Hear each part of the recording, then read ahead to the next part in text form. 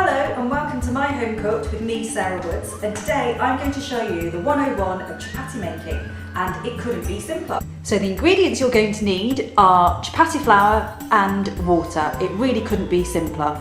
So chapatti flour you can get at most supermarkets, so that's a whole wheat flour, and the butter is optional, but it's always a must in our household.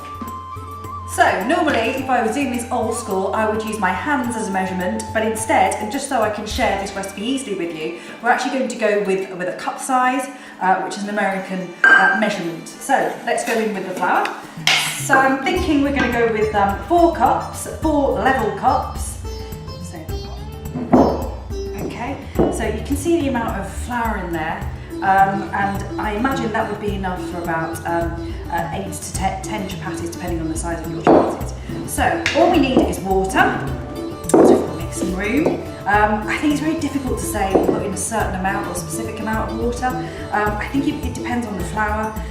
So we're going to just do this by eye, and I will share the consistency and how it should look at each stage. So let's add some water a bit at a time, and please don't add too much because it's that old adage, it's very easy to add but very difficult to take out. So let's feel it with your hands.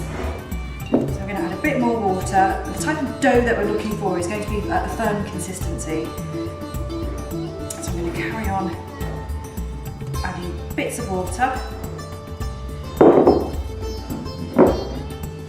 So you can see there, that's really starting to come together.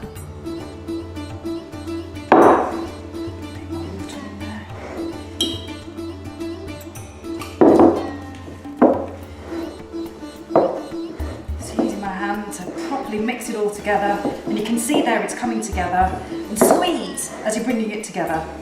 So now we're at the consistency that we want. You can see that all of the flour has come together, and now we're at the point where we're going to give this a good knead. So put your body weight behind it and apply plenty of pressure.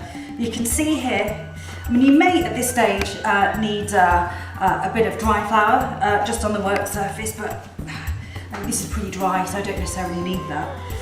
And were it to be the case that you did put in too much water and your dough is sticky, just put more dry flour in when it's in the bowl.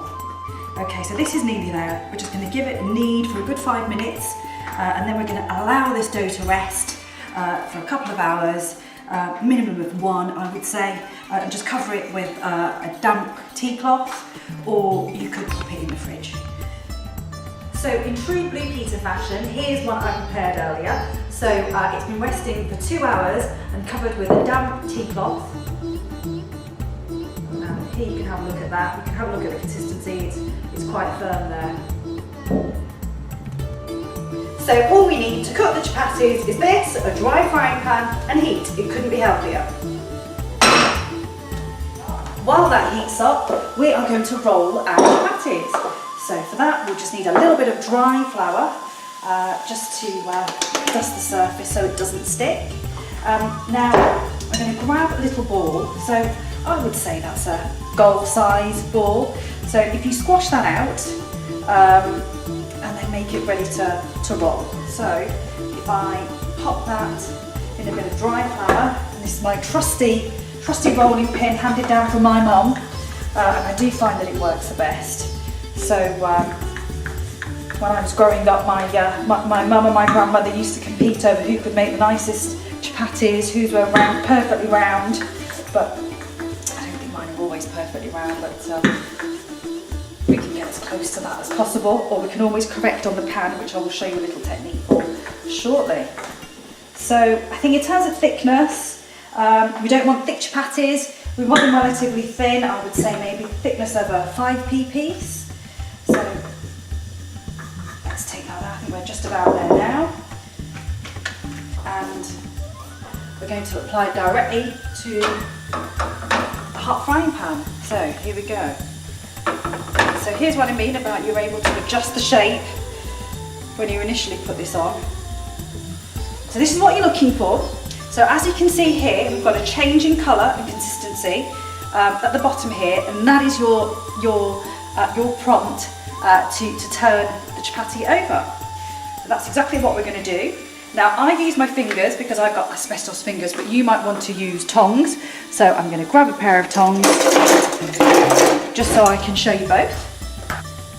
So there is a saying that if your chapatti puffs up, that indicates how hungry the person that you're making the chapatti for is. So let's see how much this is going to puff up.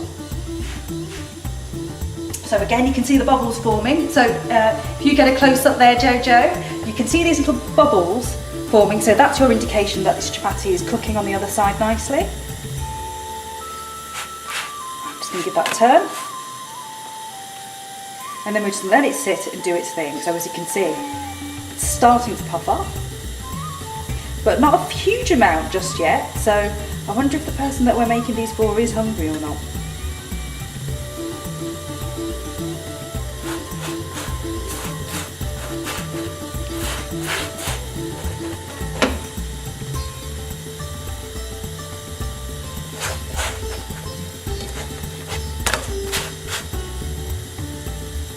Now, if you want to be authentic with your chapatis, what you can do, and I probably suggest you use your tongs, is apply it to some direct heat.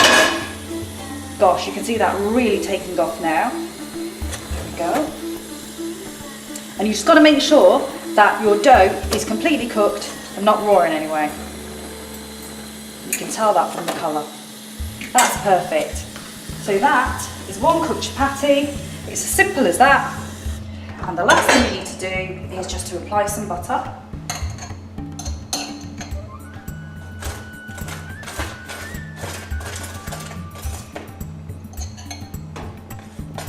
You can be as generous with this as you like. And that is your own homemade chapati. Hope you enjoy.